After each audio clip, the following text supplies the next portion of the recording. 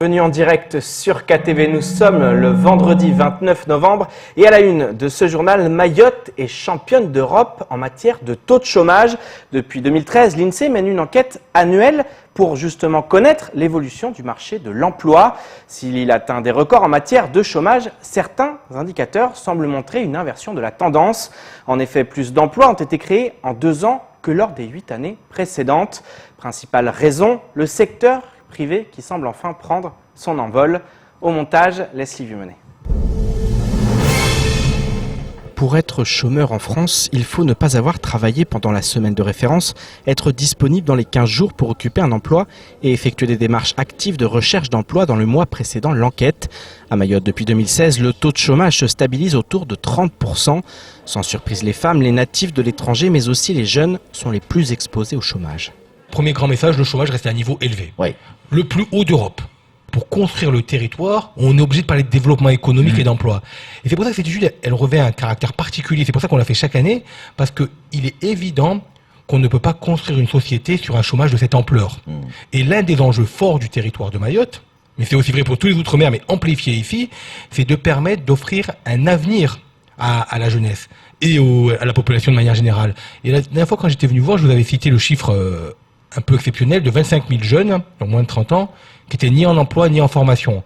En ce moment, il y a un peu de résurgence de phénomènes de délinquance, ça c'est pas complètement corrélé, mais il est évident que la perspective d'avenir sont des questions fondamentales pour une population. Si on est dans une situation de chômage de masse, etc., ça pose problème. Si la fonction publique reste le plus gros employeur, le secteur privé semble en passe de rattraper son retard.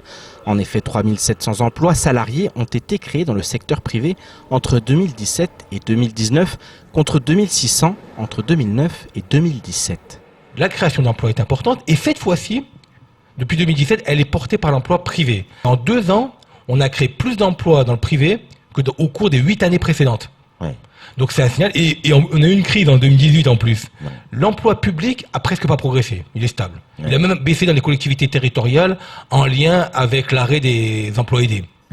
Donc on a un moteur de l'emploi qui change. Et ça change la vision. Ça veut dire qu'aujourd'hui, si le moteur de l'emploi, de la création d'emplois n'est plus dans le public, dans le privé, c'est très clairement qu'il faut accompagner cette création d'emplois dans ce secteur qui, comme on l'avait dit précédemment, est sous-dimensionné à Mayotte. Pour accompagner la création d'emplois, un contrat de convergence et de transformation a été annoncé par le gouvernement. 1,6 milliard d'euros vont être investis d'ici 2022 afin notamment d'amorcer un réel développement de l'économie et donc de l'emploi. Il est clair que l'enjeu de transformation en économie de cet investissement, il est notable. L'investissement qui va être donné, il ne doit pas que servir à construire des bâtiments, par exemple. Il doit aussi permettre de développer une économie, de réduire le taux de chômage, de permettre de créer des secteurs d'activité qui n'existent pas à Mayotte. Et à partir du moment où il y a investissement, comme partout, il doit y avoir retour sur investissement. Et très clairement, l'enjeu du territoire, c'est de permettre de transformer ce flux financier en emploi. Et c'est pas aussi simple que ça, parce qu'on a vu récemment que la création de richesse, que le territoire a connu, même si on reste à des niveaux très éloignés de la métropole, il n'a pas conditionné beaucoup d'emplois jusqu'à présent. C'est-à-dire que c'est pas parce qu'on impacte, on fait des flux financiers que directement on crée beaucoup d'emplois. Et du coup, cette question de constitution de l'économie, de transformation du flux financier en réalité du territoire, sont des questions de politique publique cruciales. À l'heure où les élections municipales commencent à s'intensifier, nul doute que les candidats vont également devoir convaincre qu'ils sont les plus à même d'être facilitateurs de création d'emplois, et pas seulement en embauchant ceux qui les ont soutenus au sein de la municipalité. Tout autre sujet ce matin, une conférence de presse a été organisée par la préfecture. Objectif, annoncer le début de la nouvelle saison cyclonique, faire un point sur les saisons passées et avertir de la saison à venir. En effet, plusieurs facteurs font que cette saison pourrait être plus inquiétante que prévu. Entre écart de température des 2 côtés de l'océan Indien et formation d'un cyclone au nord de Madagascar, les sujets étaient variés. Un reportage signé Paul Arthur Avit. À mémoire d'homme, ce sont 4 cyclones violents qu'a pu connaître l'île au parfum et occasionner des dégâts sur l'île. Kenneth en début d'année, Hélène en 2013, Ernest en 2004 et Clotilde en 1975. Depuis, les autorités ont pu apprendre de ces phénomènes pour mieux préparer leur arrivée. C'est dans ce but que cette conférence était organisée pour prévenir des mesures à prendre en cas de cyclone et expliquer ce qu'il peut se passer dans l'océan Indien. Météo France surveille actuellement avec énormément d'attention une zone suspecte au nord de Madagascar, c'est-à-dire une zone où toutes les conditions de grande échelle sont réunies pour la formation d'une tempête tropicale. On estime aujourd'hui qu'on a un risque jugé comme modéré, c'est-à-dire près de 50% de chances de voir une tempête tropicale se former dans cette zone. Ce qui ne veut pas dire que cette tempête tropicale arrivera sur Mayotte, mais dans les cas d'un scénario catastrophe, toutes les mesures sont bonnes à prendre. L'occasion pour la préfecture de rappeler les bonnes mesures à prendre en cas d'alerte cyclonique, qu'elle soit orange ou rouge. Les réflexes à avoir sont simples. Quand l'autorité déclenchera la préalerte si un phénomène cyclonique est en approche, il faut être extrêmement attentif à toutes les instructions, à tous les conseils qu'on peut donner. Et surtout, si je déclenche l'alerte rouge, il faut cesser immédiatement son activité et immédiatement se mettre à l'abri. C'est très très important. Personne sur l'espace public, si on entre en alerte rouge, tout le monde se met à l'abri et tout le monde écoute les consignes de sécurité qu'on peut être amené à délivrer. Les mesures de sécurité sont simples, informez-vous et restez protégés en cas d'alerte cyclonique. Certaines communes peuvent mettre à disposition des habitants des lieux d'hébergement temporaires. Les habitations qui peuvent être le plus touchées sont en grande partie celles sur le front de mer. Politique dans votre 19h. Avec un nouveau candidat aux élections municipales dans la commune de Mamoudzou, Eliassir Manroufou a été investi par le MDM, branche historique. S'ils sont 2 candidats à se proclamer de ce parti, Eliassir assure qu'un travail a été mené depuis plusieurs semaines afin que son projet l'emporte. Parmi ses promesses de campagne, il assure que s'il est élu, il va construire une grande salle de spectacle au sein du chef-lieu. Je vous propose d'écouter sa réaction lors de la matinale de Kwesi.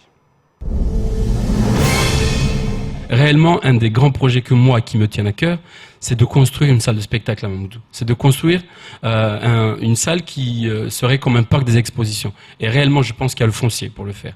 Nous, on a mis en place un projet, on a un architecte, on a un bureau d'études qui nous accompagne dans notre projet, qui a conçu le projet qu'on va dévoiler dans quelques semaines.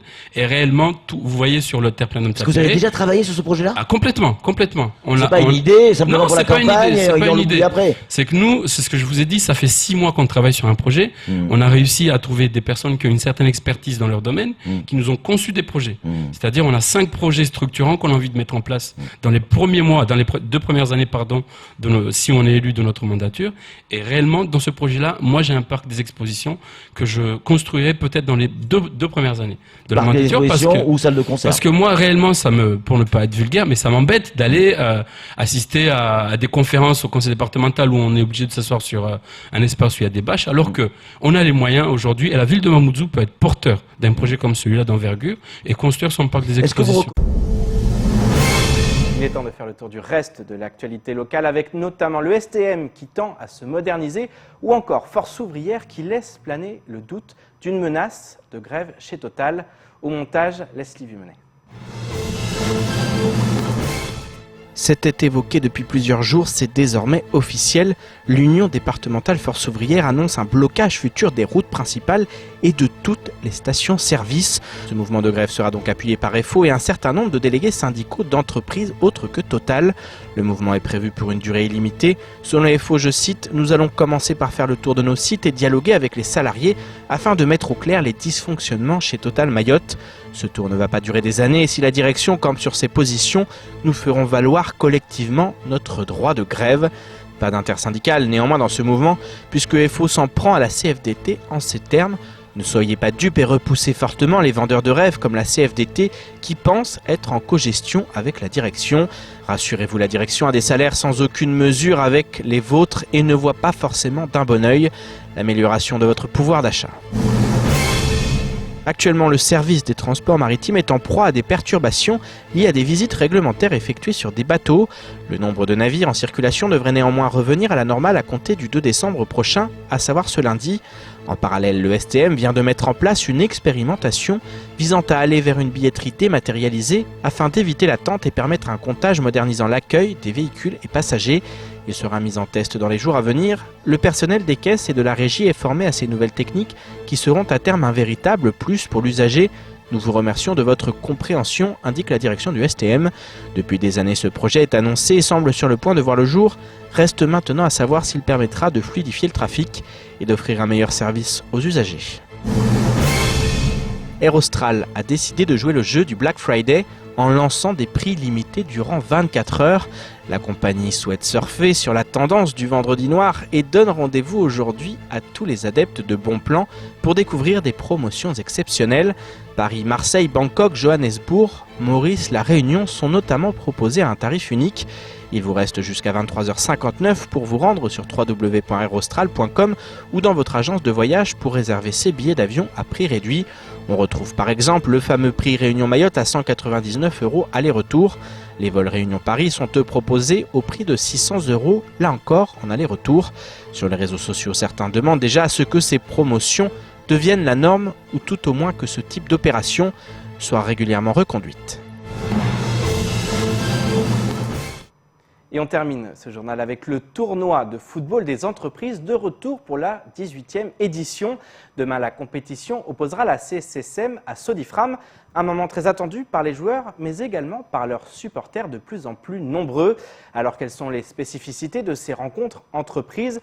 Quel est l'état d'esprit des joueurs à la veille de la finale? Le point dans ce sujet signé Marion Tellier. La finale du foot entreprise aura lieu demain au stade de Chicony. Chemises et cravates laisseront alors place aux shorts et aux crampons pour les employés de la CSSM et du Sodifram. Les deux équipes s'affronteront dès 10h du matin. De quoi soulever une pointe d'appréhension pour Daniel Rama, coach de l'équipe de la CPSM. Un match à 10h à Mayotte, c'est pas du tout facile. Donc du coup, j'appréhende s'il fait trop chaud. Et la plupart du temps, ce sont des vétérans, c'est-à-dire des anciens joueurs. Donc oui, j'appréhende. Ça pourrait être difficile. Mais c'est des deux côtés. Hein. Mais en tout cas, je sais que ça peut être difficile. Le coach reste toutefois confiant. Grand vainqueur de la compétition de l'année dernière, il connaît bien les points forts de ses joueurs et compte bien s'en servir pour dominer l'équipe adverse. On a des joueurs qui sont quand même très rapides. Et on a l'habitude de jouer ensemble, donc je pense que ça peut être, c'est un atout en fait. L'expérience aussi, ce sont des joueurs qui ont l'habitude du haut niveau mahorais, quoi. Le foot entreprise est avant tout un outil fédérateur. La hiérarchie n'a pas sa place entre les joueurs sur le terrain. Seul reste l'esprit d'équipe. Une cohésion que la Ligue de football souhaite valoriser. Demain, le match se déroulera en amont d'une deuxième rencontre, cette fois civile. Un rendez-vous qui permettra aux équipes entreprises de voir affluer un plus grand nombre de supporters. Il y a deux finales demain, il y a une finale à 10h et une finale à 14h. Naturellement, le match de 14h qui demain va rassembler ou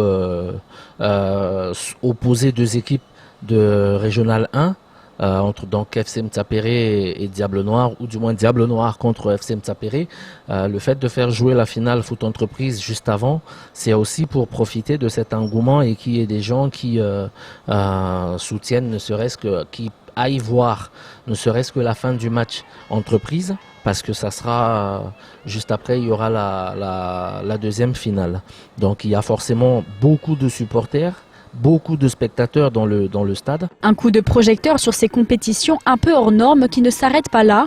Les internautes de Mayotte, de Métropole et de partout ailleurs pourront également suivre le match en live sur Facebook. Une première pour ces rencontres d'entreprise. C'est ainsi que s'achève ce journal. Merci de nous rester fidèles sur KTV. Pour ma part, je vous donne rendez-vous week-end oblige lundi dès 19h en direct. D'ici là, je vous souhaite un excellent week-end et on se retrouve pour décortiquer comme chaque soir dès la semaine prochaine l'actualité locale. Excellent week-end sur Coésie.